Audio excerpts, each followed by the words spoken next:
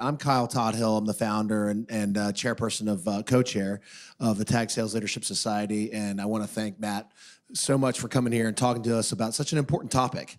I think a lot of people and a lot of media out there today is talking about Westworld or Blade Runner 2049, and it's kind of scary, right? And I think you're helping to bring that concept to reality. And with that, we've got a really cool panel today. It's pretty disparate in terms of the expertise.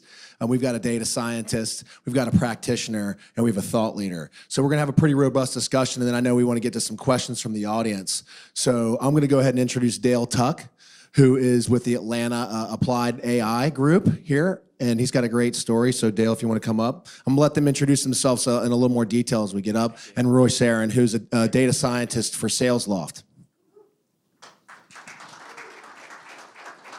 Sure. And thanks to both Kyle and Barb for inviting me. It's great to be back in the ATV. SalesLoft was in the building right next door for a long time, so it's nice to be back in this room. So my name is Roy Ceren. I'm the lead data scientist over at SalesLoft, and currently the only dedicated data scientist, although we have data analysts and experts all over the company. And additionally, I'm in the last stages, need to stop being lazy and finish it, of my PhD in computer science at the University of Georgia. And at SalesLoft, we sort of leverage data science for obviously a ton of different things, from analytical frameworks for solving problems for customer success, or generating insights for marketing, of course, releasing research just through the organization, the data science organization by itself, and lastly, building things for product so that we can get new AI-driven software into the hands of our customers. In my PhD, I studied decision theory, which is a subfield of AI that kind of thinks about how to build software agents that learn about the world, interact with one another, and try to essentially win games mostly. But seeing how that applies in the industry is interesting and is my current task. Hi everyone. So you can probably tell from my accent I'm not from Texas. I'm originally from the UK, grew up in South Africa, emigrated to Australia, then Florida, then Atlanta, and fell in love with Atlanta. So it's now home. I became a citizen 4 months ago. Thank you for having me. Yeah, absolutely. Very, very chuffed. My son's at UGA, and I've been with a large corporate for about 25 years. The name is Brambles, $5 billion, was the vice president of technology. And about 2 years ago, got introduced to some artificial intelligence, not necessarily the definition that we heard a moment ago, but over the period of 2 years, got blown away about how it changed my perception of how I was doing my job at that particular time. Then in June of last year, with a co-founder, Richard, we launched Atlanta Applied Artificial Intelligence with the primary goal of increasing the adoption of artificial intelligence within Atlanta businesses. Because just as it has disrupted my world and my corporate sense, I think there's huge opportunities for Atlanta businesses to get out ahead of this. And I have a son at UGA. I want him to stay in Atlanta. I want us to create a techonomy here that attracts the best and brightest to our part of the world. I want them to stop running away to other sides of the continent. So since we launched in June, have spent an inordinate amount of time trying to understand what are the tier one, the light AIs. How can you apply them within your organizations? Do you need to integrate them? Do you need tons of data? Can you run sidecar applications that make you more effective in your sales process? So looking forward to the questions from Carl, and hopefully the questions at the end will be interesting. Thank you. Outstanding. Okay, so we heard a definition about AI in a very simple form, which I hadn't seen before from Matthew, but I still think in the early days of technology, specifically technology movements, definitions get pretty wide. And then like cloud kind of finally came together, 3 or 4 or 5 years ago, where people really started to understand what that meant. But in the early days, there's a lot of fogginess associated with that. I think there's a lot of that around AI and machine learning, which is what, are they interchangeable? Are they not, right? And so I want to ask the experts here to define that in its simplest form as they see it today. I guess I'll kick off. I will start from the computer science perspective and sort of how that's taken in industry. AI in its simplest form can be seen as making a machine smart. So machine making an educated decision or doing an action with as an expert. Whereas machine learning, it's a strict subfield of AI where a machine generates its own understanding of the world given data. So not all AI requires a bunch of examples of the real world. And so I'll kind of walk through maybe an example of that, an illustration. So when I first moved to Johns Creek from Sandy Springs, 1,000,000 miles away, I needed to learn my way to and from work. I work in Midtown. I live in Johns Creek. We can commiserate about that later. It's a horrible commute.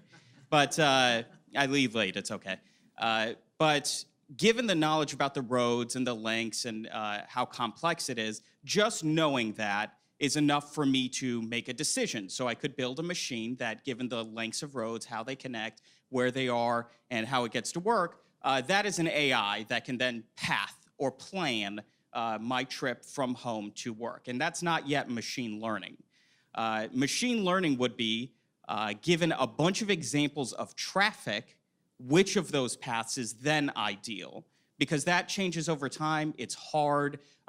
What happens now and when the State Farm building was built or whatever may change sort of traffic patterns, and that's hard to know. So if we had a perfect model of what traffic is, which we don't, otherwise maybe traffic wouldn't be so bad in Atlanta, then we wouldn't need to utilize machine learning. But instead, we build a model that says these are the paths, and I know when there are cars on the road, and so I'm just going to take examples of it, 50,000, 100,000, million examples, and then learn over time what the right path to take to work is. And so there you can see sort of there's an expert system, and as a subset, an expert system that has to learn over time. Okay, so the non-expert's going to answer the question. So at Atlanta Applied AI, we added the word applied in there because we thought that was really, really important, that it wasn't about the mathematics, it wasn't about the acronyms, it was about how does it change your life and how does it change your work environment. So the definition of AI that we've kind of settled on is it's a machine that perceives its environment and then acts accordingly. That's really at a very simple, and both descriptions from the experts kind of are encapsulated in that. And let me just give you a simple example. If you go to your neighbor's house and kick the front of his BMW, the airbag won't go off. However, if he drives out of his neighborhood and at 40 miles an hour bumps into a stop sign, his airbag will go off. And that's really just an example of the machine perceiving its environment and then acting accordingly. When you kick it, the algorithm says, hey, I'm not moving, don't initiate the airbag. When it hits the stop sign, it will initiate the airbag. So again, a very simple definition, but one that's relevant and I think you can understand in your day-to-day context. A machine that perceives its environment either through NLX, the multiple versions of natural language understanding, context, etc., or computer vision, and then is able to respond in an appropriate manner. Those are great answers. So I want to talk a little bit about the perceived promise. You know, I think a lot of technology has been stacked on top of each other for many, many, many years, right? And now you have this new world of AI, and then eventually some super high compute power like quantum computing enabling some amazing things. But in the near term, okay, let's talk about the next 5 to 10 years. What is the promise that this technology can have for business as you can see it? Cool. So I really like the description you had around productivity, and the way that we viewed it at Atlanta Applied AI is around really two things. There are capabilities around efficiency. So those are the tools that will allow you to do what you do every single day with more efficiency, faster, etc. But I think the future is more around the effectiveness. So it's around being able to understand the context of the customer. We're very good at content today. We've all got white papers and case studies and presentations. But the way they land and actually get bought by the consumer is when we wrap those with context. And I think, for example, the context piece of AI is not really there yet. But as that network starts expanding, I think that AI is going to be able to start providing salespeople with more context, which complements the content and will allow them to drive more sales. Very easy to impact your business in extremely effective, easy to measure revenue-driven ways by just some of these simple productivity apps that we talked about. Like any of those things will make your sales team much more effective and remove a lot of the crap that we hate doing, such as going through my call list and calling everybody. Why do we still do that in this modern age? It's because you haven't gotten a productivity app to tell you who to talk to yet. When you do that, it changes the way that you sell. So really easy. And then much larger applications, which we're talking about like back end of the business, such as using large data sets, using artificial intelligence to help reorganize the business, refocus the business, machine learning on how should we be selling. Not just this is our sales process, but allowing machine learning to say, when should sales actually engage, and using machine learning to answer that question by looking at the example of traffic patterns, right? Essentially every sales cycle being a traffic pattern, looking at all of those over a long time, and then being able to ascertain things the human couldn't ascertain on their own. So I think it's got lots of applications, and everyone is very bullish on this for very good reasons, because it moves a lot of the decision making out of our hands, because our brains can only do so much. Right? When we start putting things into the world of computing, much better things, much better outcomes can come, because much better data can be computed and pass our cognitive ability than relying on us to then use our intuition of what to do with that information, which is really what humans are really good at, is saying, all right, I know where to talk to this person, I know where in the sales cycle I should engage, and then as a human, I know how another human wants to be engaged with. So I think that's got a promise on both a really small, easy tactical, as well as a very large reorganization of your business structure. Okay, cool. So I definitely loved the presentation. I think it hit on a lot of the points as to sort of the myths about AI, sort of the expectations, and how to belay some of those expectations to be realistic. In the short term, to be specific about the question, there's really two things that AI does, sort of from data science background. And there are quantitative reasoning that it can make, so crunching numbers and then spitting out numbers that are aggregates, good expectations, predictions, and qualitative things that surround text, NLP, the right messaging, things like that, which AI can be good at, but as Matt mentioned, it requires a massive amount of data that may or may not be there. SalesLoft particularly has a mountain of behavioral data. But the low-hanging fruit and the thing that's going to disrupt most companies in the short term is the ability to know metrics quickly, organizational things. It's sort of, you speak about when to call folks, whether or not numbers are connected, processing information, particularly from Salesforce in our case, and for many companies. A lot of that can be done automatically, and not to scope creep the question, but there's AI is and should be designed around being an assistive technology instead of replacing the salesperson. That's really, in the short and long term, effectively how it will be used. Because people aren't going to purchase things that replace their salespeople, because humans are much better at approximation than computers are. They're much faster and they're much more thoughtful, but also because it makes salespeople better. And so in the short term, the fast thing to do is to crunch those numbers quickly, see how your reps are performing, and identify weak points in the sales process for reps who are struggling. And I think that's how companies will benefit. Kind of, I might just add to that. I think there was two areas that we saw some activity happening between that midterm and that long term. And one is around kind of KYC, know your customer. And this technology has been developed now that is saying, not only am I going to approach Stephen in this way, but Stephen responds really well to this type of approach. So that's starting to get more credence in the marketplace. And again, those algorithms will improve over time. And the second one is a phrase we've called hyper-targeting. So it's not about just, let me segment my market, but it's let me segment my market and then segment it again and again and again until it gets to a logical conclusion where I know these distinct patterns within these customers and I can approach them again using some of that early cognitive how to approach those individuals. So exciting stuff, and that's right on the horizon. Yeah, I'm going to piggyback on that one. I love that example because a lot of times we look at personas and selling in personas based on, is this the champion? Is this the researcher? Is this the decision maker? That's our bias that we're influencing and putting on other people, right? If we're looking at it in this framework, it's saying, actually, this person may be the decision maker and the influencer, or a definition that we haven't even come up with, but then the artificial intelligence can say via machine learning, this is actually how you should be approaching that person, and this is probably what you should be doing with them. So I just think that's an easy way for us to see how we used to act versus how we will be acting. So hyper-efficient customer interactions, right? So basically understanding them, knowing that persona, and being able to talk to them in the most efficient and preferred way. Right, and it's still going to be up to the sales rep because there's then going to have to be a human to take action. So the sales rep still has very valuable skills that we've talked about that humans are going to have. They're not going to go away, that artificial intelligence, even if it is via chat. The thing is, no one is going to make a really, really big decision, which most all of us in here are selling lots of risk. If it's expensive, if it's change, if it's organizational, if it happens to a business, it's risky. People do not make risky decisions without consulting other humans. Think about that, right? So we will always be involved. It's just how we will be directed and what we will be doing. That's cool. So AI obviously has a lot of application across all functions in business and all worldly applications. But for business, who in your estimation is going to be the leader? There's always a function that grabs the technology first. So in cloud, it was tech. Do you mean like a business function, marketing, engineering, technology, you name it, right? Finance. Management infrastructure or management reporting.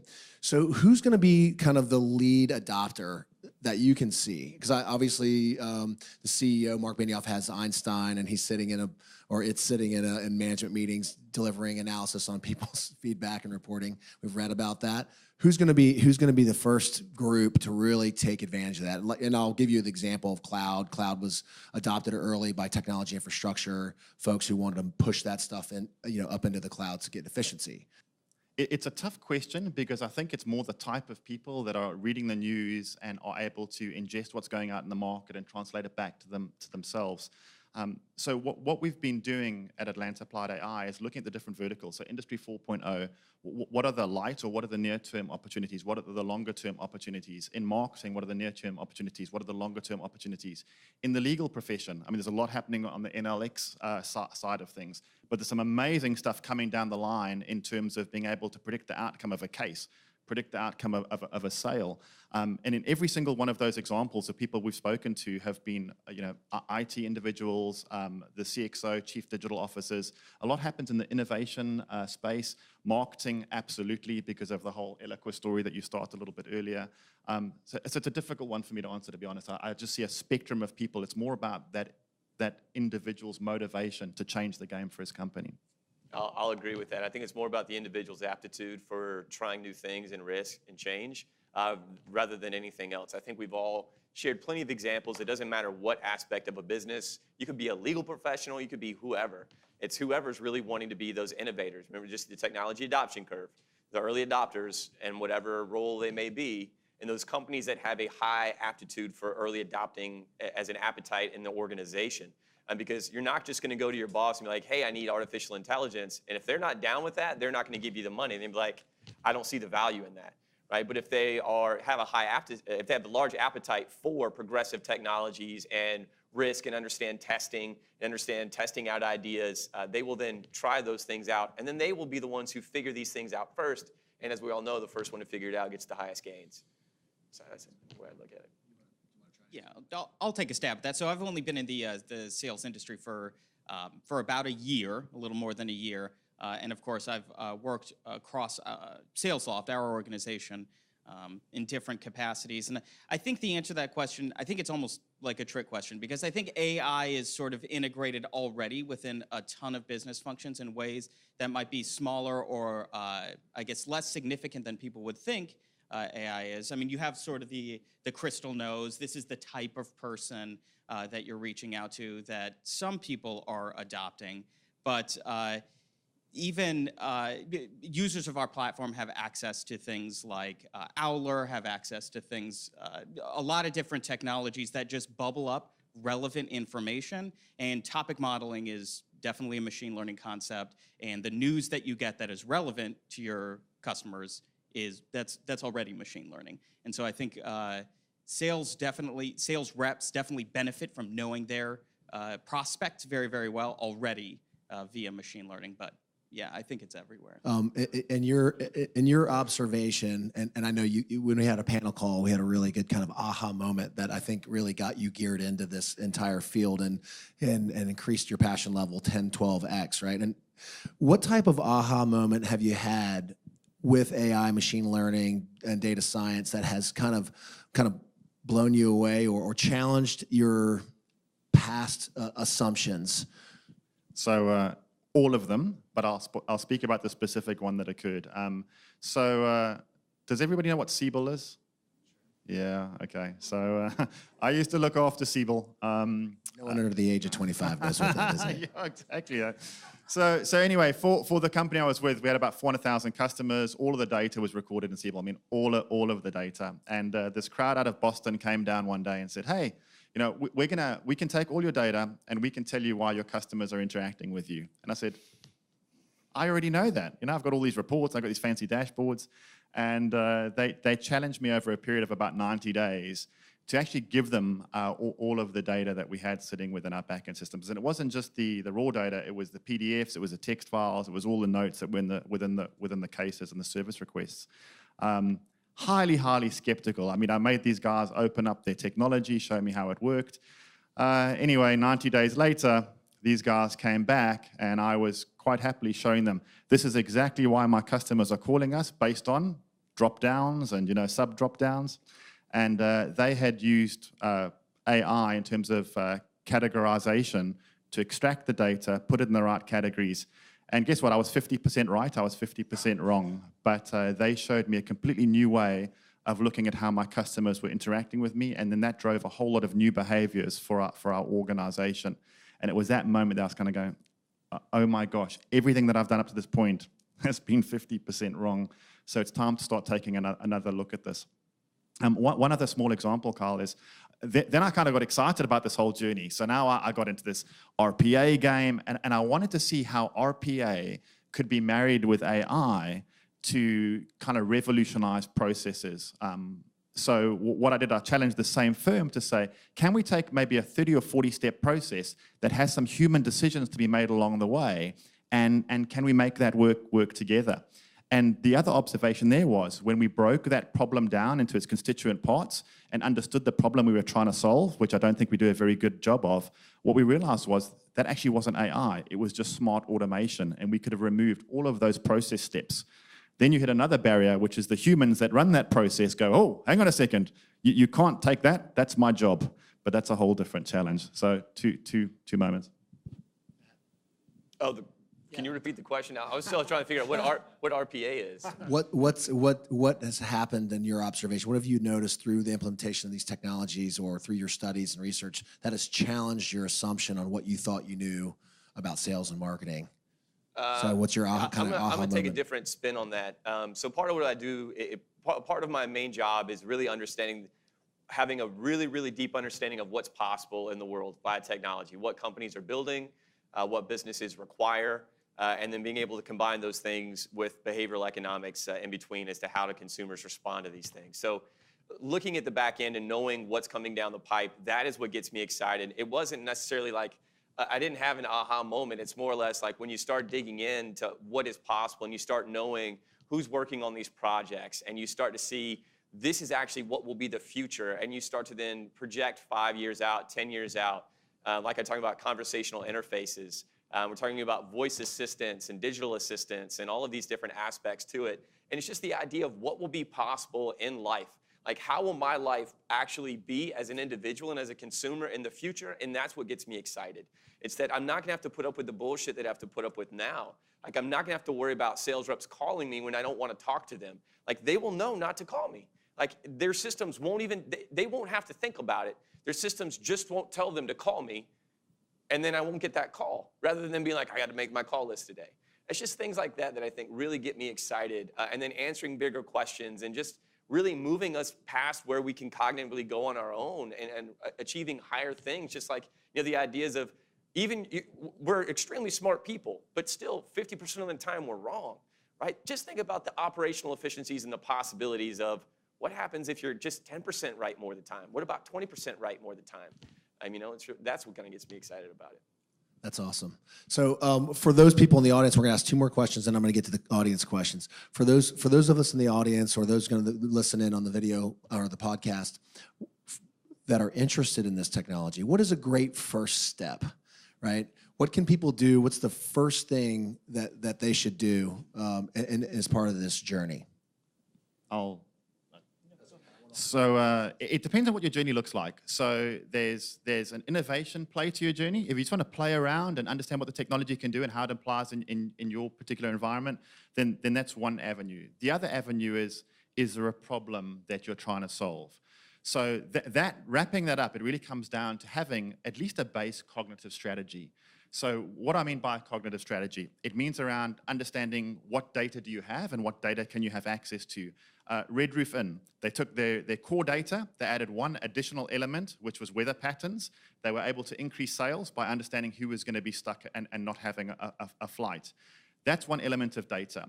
Then it's around your build, buy, or borrow. To build, I think that's the wrong strategy right now. With so many of the platforms providing so many of the capabilities off the shelf for the light and the small, you need to get your arms around how are you going to approach that type of technology. Then there's the one about people, and I mentioned it earlier, where we try to transform a process, and then you get all this resistance because people think their jobs are going away. How do you integrate that cognitive strategy into your organization?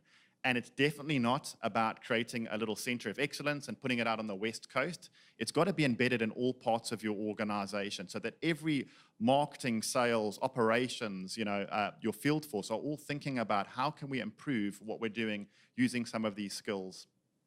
And ambition is another one. What do you want to be when you grow up? Do you want to be a company that makes money off data, or do you want to just use some of these tools to improve the efficiency and effectiveness of your sales teams? So it's one of the things we do at Atlanta Applied AI, and by the way, we're a nonprofit.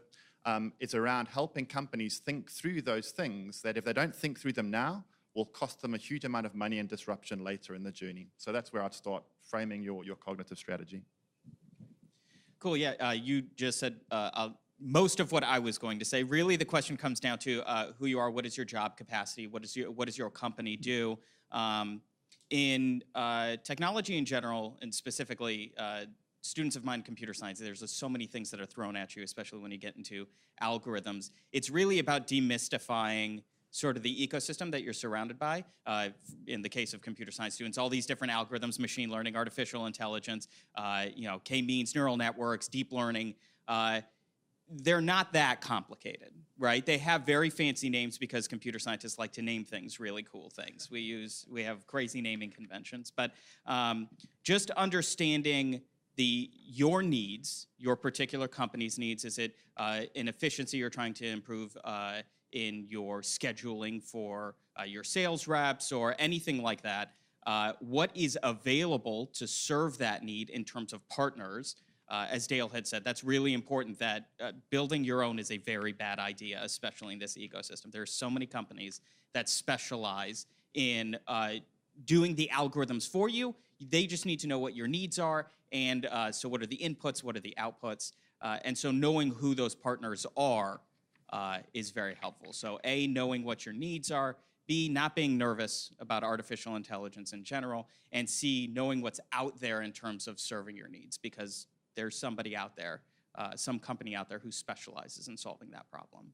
All right, so last question, and I'm looking for kind of a broad futurist statement here, and I think obviously the possibilities are endless, but you guys are engaged in this technology and engaged in that. So, how do you see AI and sales evolving? Okay, beyond a decade into and it's hard to predict out there, but in terms of your future vision of how this is all going to work together. And I think we've heard a little bit from Matt, but I'd like you to expand a little bit and like to hear from all three of you, and then we're going to get to some questions. What's your futurist statement on this technology? Her, the movie, is real. So if you're not familiar with the movie Her or Minority Report, both of those were influenced by a guy named Peter Schwartz. He's a futurist. If you remember Herman Kahn or have studied scenario planning, Peter is the next incarnation of that.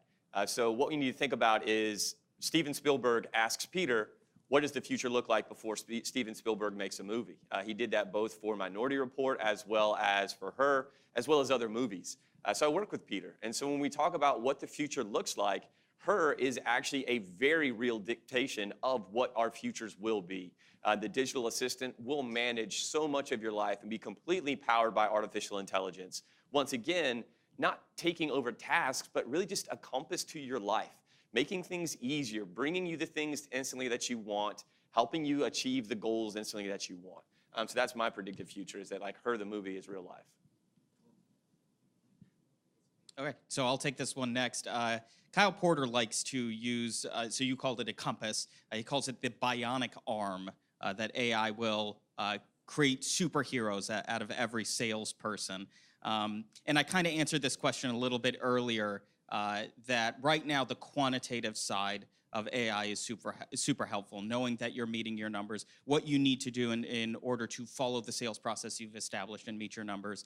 And in the future, having a dynamic sales process that is fed to you that is contextual to the information.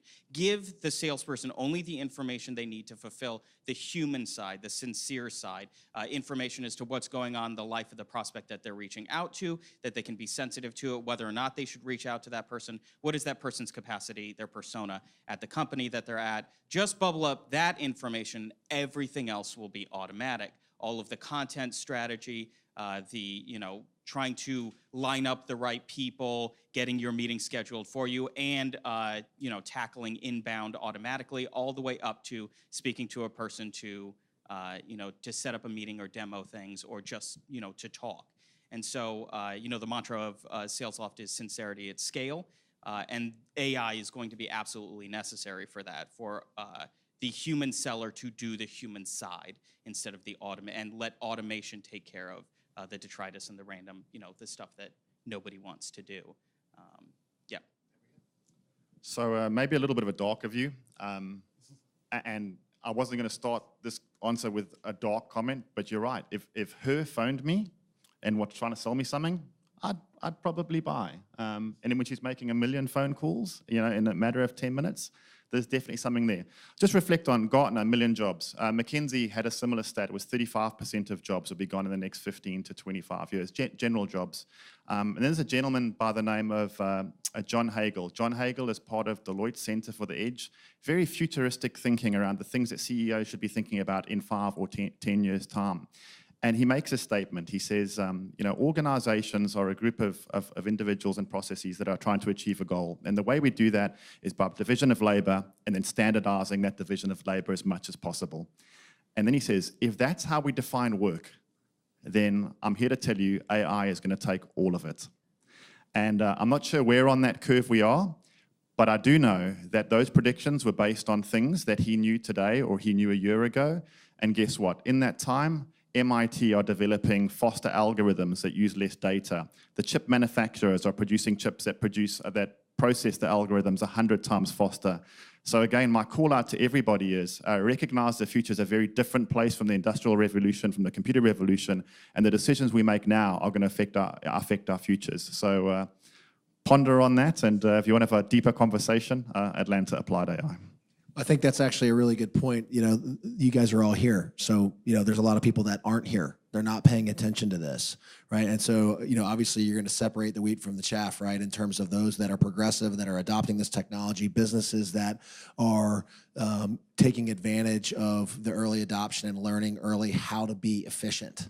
And I think that, that's probably the biggest disruption. And we had a big question there, but I do want to get to the audience. I'm just going to go ahead and ask it. For those of us that are fearful of the future, how can we mitigate that? And what do you have to say to those people?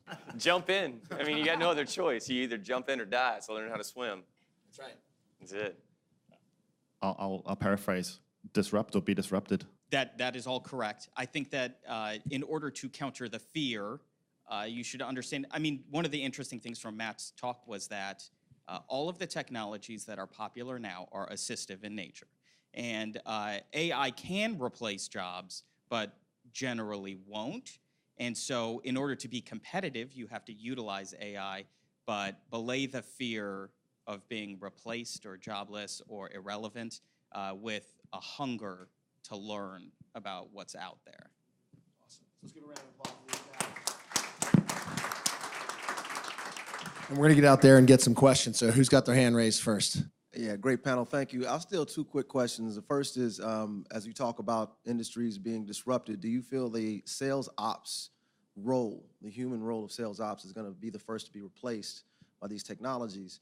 And the other one is just generally, how can we help implement inside our organizations, no matter what role we're in, whether we're asking someone for the money to pay for it, we're the ones that got the money, now we need to get the reps we're working with to use it, or the leaders to give us more time to see it through. You know, give us some more pointers on implementation. Yeah, so look, on the first one, absolutely, because that again is a standardized process. It's the handle cranking of the organization, and I think you knew the answer to that question honestly before you asked it. I think the second one is how can we help is be an evangelist for these new technologies, especially if you're an Atlanta business, because again I want Atlanta to lead the way here. Be an evangelist internally, and that doesn't mean going to read the Google news feed and say, hey, I saw something really cool. It's about, and I was a buyer for a long time, and I would always spend more time with those individuals that understood the context of my problem. And I think it's the same thing in your organization. If you understand a technology, take the time to say, this is how this technology could transform what we do and how we do it today. And then stand behind it. Be brave, go in and push and debate and have the conversation. And then pick an Atlanta-based business to help you do it. And I'd say more specifically, just find the smallest, most inexpensive way to prove the value of artificial intelligence, and then do that, and then continue to ratchet that up. Get that budget to get another budget to do it bigger, to get another budget to do it bigger, and that's the easiest way to create change. Yeah, I would say just as a quick addendum to that, that as over the last year, I have learned that sales organizations really like numbers and metrics and meeting those numbers and targets. And just having one or two folks that are really integrated well with AI will incentivize others because it helps you meet your numbers. It makes the process more enjoyable. So all this stuff is really cool and exciting. In the definition of AI, you included data. How does legislation like GDPR play into all of that? Like how big of a roadblock is that for all the stuff you guys want to accomplish? That's a great question. I'm going to jump on that real quick. So don't think of data as just behavioral data that an individual gives you. There's two types of data. There's going to be data that you individually create, such as log records, where one system is talking to another system that is completely internal that you own. And then there's the individual personal identifiable information, which we call PII, which is going to be protected by GDPR. Now, GDPR also states that you just have to ask permission and then give them the ability to then be deleted of that information. But that doesn't mean that artificial intelligence can't run and that it can't run on data that you own, that they can't ask to be deleted. So I think just keep that in mind if there's two different types of data we're talking about. And a combination of the two is better, but you don't have to have the personally identifiable for artificial intelligence to work. Yeah, so Matt just answered the question. It generally, once data is anonymized and aggregated within an algorithm that is leveraging it, so to be brief, once the algorithm has experienced what the personally identifiable information had in it, that information is no longer required and is often not kept. But GDPR is a pretty important issue, and some algorithms that do require de-anonymized information can remain siloed or have it stripped out. So algorithms just need to be sensitive to it, and certainly people are concerned about it. So they are. Yeah, Senior Reed with Javian Consulting. Just a quick question on the globalization of this. Different markets, different cultures. Just any thoughts you can share about what's happening in the rest of the world regarding this? We're here in Atlanta, America, but maybe some globalization perspectives. And I hope that's a good question, but just thinking, are there some things you could share from your expertise of what's happening in the other parts of the world? Yeah, China's probably going to beat a lot of the American countries on artificial intelligence. They've got a mandate, they've got the money, they've got the size. Tencent is one of the biggest companies in the world that most Americans aren't even familiar with, really investing heavily in artificial intelligence. So, I mean, you're going to see a lot of stuff come from them, which then you may never buy something from them, like we're talking about algorithms and back-end data being combined in, just like your cell phone knows microchips from Molex, but you don't know who Molex is. BASF, like those companies, there'll be that type of thing that may come from other cultures being brought into American businesses. Just one comment.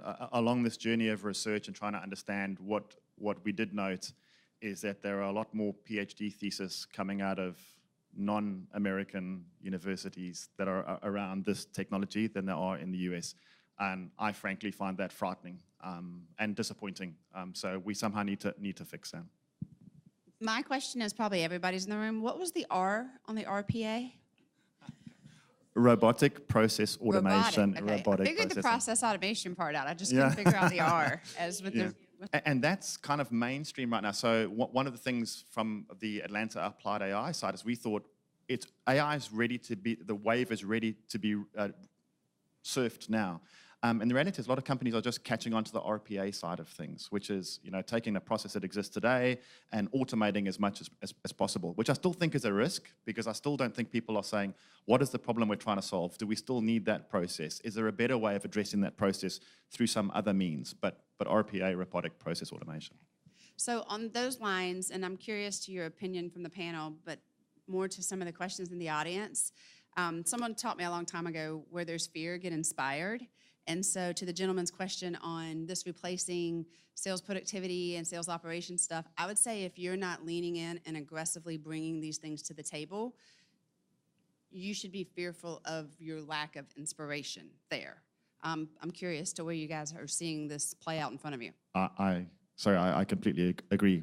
We have to lean into this. Otherwise, you'll be standing there and wondering why did my job just disappear, as opposed to creating a better future for everybody. But I've spoken enough.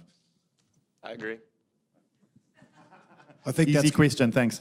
I think that's going to wrap it up. Our vision at the Sales Leadership Society is to make sure that Atlanta and Georgia is a global center of excellence for sales innovation, right, and sales leadership. And this panel today was a step in that direction. We want to make sure that our audience and our networks understand and know the power of this technology, and we want people to start exploring, start innovating, trying, and getting used to it because it's the future. And I'm really happy that we had these experts here today. We're very blessed to have the type of talent that we have here in the panel. So I want to give everybody a round of applause for these guys. And that's going to conclude today's session. Thanks so much.